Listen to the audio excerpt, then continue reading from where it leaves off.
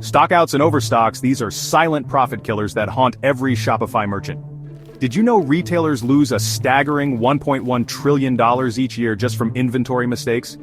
You don't want to be part of that statistic. Let me show you how to get Shopify inventory management right before it's too late. First things first, let's set up your core tools. In Shopify, head to your product page and enable track quantity. It takes 2 clicks. Next, set up low stock alerts so you never get blindsided. And if you've got more than one warehouse, add those locations in seconds. Remember, track stock, set alerts, add locations. These 3 steps form your inventory safety net. Now here's a pro tip most merchants ignore. Not every product deserves the same attention. With ABC analysis, you focus your energy where it counts. Your A-list items, think bestsellers, should always be in stock. Automate reorders for the B and C-list products. That's Pareto's law. 20% of your products drive 80% of your profit.